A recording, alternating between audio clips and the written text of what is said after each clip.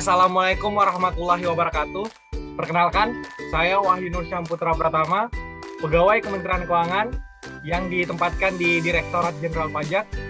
Kebetulan saat ini saya ditugaskan di Kantor Pelayanan Pajak Pratama Bulukumba. Halo Yu, perkenalkan juga nama aku Celestina Aurila Putri Harsari, biasa dipanggil Celestina, sebagai pegawai Kementerian Keuangan yang saat ini ditugaskan di KPP Pratama Bulukumba. Setelah OJT ini kebetulan aku dapat penugasan sebagai petugas TPT di kantorku. Nah, kalau kamu sendiri Yu, dapat seksi apa? Nah, kalau aku sendiri setelah OJT itu aku ditempatkan di Subbagian Umum dan Kepatuhan Internal di kantorku. Oh gitu. Nah, kebetulan berarti kita sama ya, unit eselon 1 Kementerian Keuangannya, yaitu Direktorat Jenderal Pajak. Menurutmu sendiri, apa sih permasalahan yang kamu temukan selama kamu bekerja beberapa bulan ini? Nah, bicara tentang permasalahan yang saya temukan ya, menurut saya itu permasalahan yang saya temukan di kantor itu pada umumnya klasik ya, seperti permasalahan instansi pemerintah lainnya. Misal seperti ruang kantor yang tidak teratur, cenderung kaku, kemudian berkas-berkas bertumpukan di atas meja-meja pegawai, kondisi ruangan yang kurang bersih. Nah, itu mungkin permasalahan yang sering saya temukan di kantor, baik di instansi pemerintah lain pun. Jadi saya bilang klasik. Gitu. Kalau di kantorku sendiri sih, bener sih, hampir sama kayak yang kamu bilang tadi, bahwa sering banget saya menemukan tumpukan-tumpukan berkas yang sudah tidak berfungsi atau tahun-tahunnya sudah lama gitu, tapi masih ada di atas meja. Itu kan justru akan membuat meja berantakan dan tidak nyaman dalam bekerja. Kemudian apalagi ya Yu, permasalahan yang kamu temukan? Kemudian aku juga biasa nemuin ini. Banyak pekerjaan yang sebenarnya itu bisa disimplikasikan, bisa digitalisasi. Misalnya pekerjaan tentang surat menyurat ya utamanya. Kayak permohonan itu kan bisa dibuat secara digital harusnya. Nah, itu sebenarnya karena dia dibuat secara manual, jadi pertama tidak efisien dan tidak efektif, kemudian dia bakal jadi pemborosan kertas. Kalau menurutku itu sih. Oh iya sih, pendapat sih aku. Soalnya kalau misalnya kita lakukan simplifikasi ini secara digital, kita tuh akan memudahkan juga kalau misalnya mencari dokumen atau berkas yang kita perlukan di hari-hari selanjutnya. Benar banget. Kemudian ada apa lagi? Nah, kemudian itu saya biasa juga nemuin ini, sarana dan prasarana kantor ya, itu biasanya kurang memadai.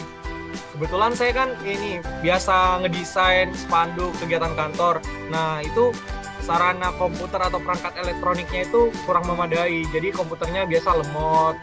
Nah, itu sih sebenarnya yang perlu jadi perhatian juga. Iya sih, penting juga ya untuk menunjang peralatan atau sarana prasarana kerja kita supaya kita bisa bekerja lebih optimal gitu ya, terutama kamu untuk melayani pegawai-pegawai lain, dan aku pun di sini sebagai petugas PT juga melayani wajib pajak. Lalu apalagi Yuk permasalahan yang kamu temukan? Nah, terakhir ini yang paling sering juga ya yang saya temukan itu tentang pemberian penghargaan terhadap pegawai. Nah, menurutku itu harusnya sering-sering lah setiap pegawai mencapai target atau apa diberikan penghargaan. Ini kan bisa menimbulkan lingkungan yang kompetitif, bisa memancing semangat untuk para pegawai lainnya untuk bisa meningkatkan skill. Nah, itu menurutku yang penting juga. Iya, benar banget, setuju. Kalau misal nggak cuma ketika pegawai melakukan pelanggaran dihukum atau diberi sanksi, tapi juga yang memiliki prestasi atau mencapai target kinerja itu perlu kita apresiasi dengan memberikan penghargaan. Bener banget, Seles. Nah, bicara tentang masalah-masalah tadi nih, kamu ada ide nggak perusahaan atau instansi apa yang kita bisa jadikan benchmark buat meningkatkan kinerja organisasi kita utamanya? Terkait perusahaan yang bisa aku jadiin benchmark ini, aku tadi udah coba baca-baca, cari informasi lewat artikel, lewat tanya-tanya teman gitu kan. Dan di sini tuh ada perusahaan digital yang reputasinya sudah diakui secara nasional, yaitu PT Telkom. Nah, PT Telkom ini sudah memiliki banyak prestasi, gitu yuk. Oh, aku sih biasa dengar sih Telkom ya. Nah, yang menurutmu poin atau sorot yang harus disorot dari Telkom ini yang bisa dijadikan benchmark itu kayak apa sih, salah contohnya? Ya, jadi aku lihat sih core value-nya itu keren banget yuk. Yaitu dia itu punya prinsip 3S. 3S, senyum salam sapa. Bukan, tapi solid, speed, and smart. Nah, sekaligus menjadi core value atau great spirit mereka. Nah, untuk solid, speed, smart ini akan aku jelasin ya. Yang pertama itu untuk meningkatkan soliditas, mereka itu punya rasa saling percaya yang sama untuk membentuk tujuan yang sama, lalu mengacu pada nilai panduan dalam pengambilan keputusan yang sama, dan mereka itu memiliki kemampuan untuk pengambilan keputusan dan kemudahan untuk segera beradaptasi terhadap perubahan. Oh, berarti ini kayak internalisasi pegawai ya, biar mereka siap menghadapi tantangan.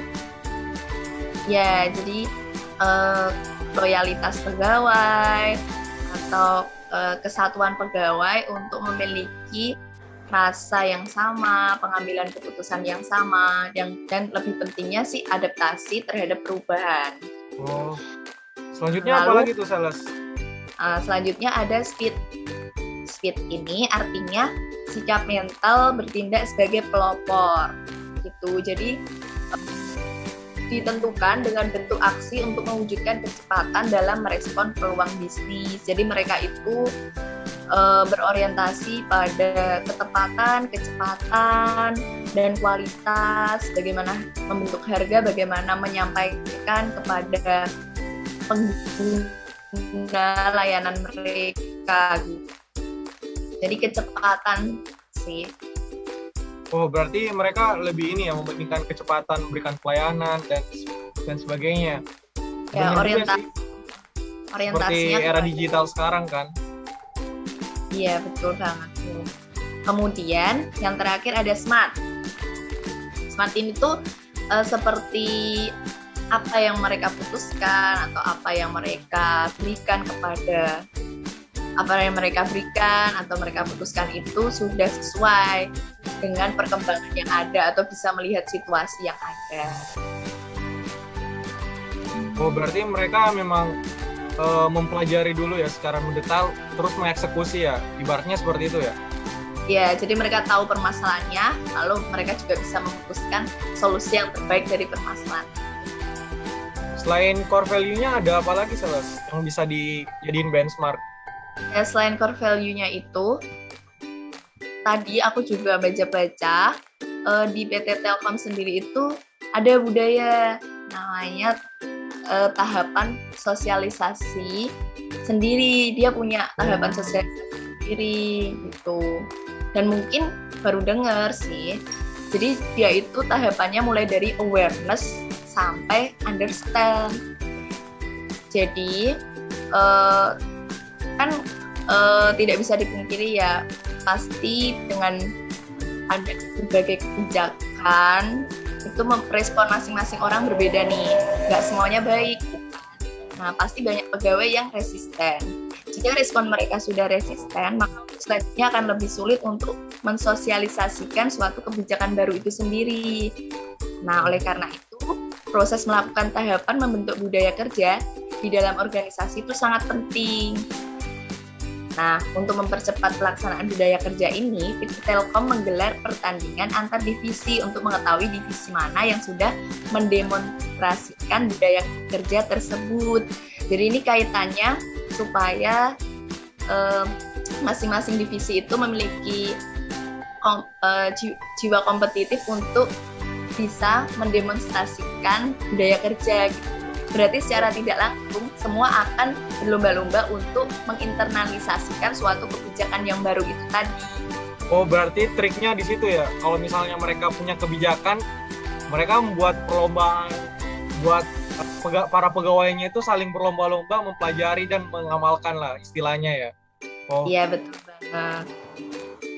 Nah, yuk dari beberapa penjelasan yang mungkin aku sampaikan tadi terkait dengan benchmark PT Telkom, menurutmu apa sih yang bisa kita terapkan di instansi kita, khususnya di Direktorat Jenderal Pajak?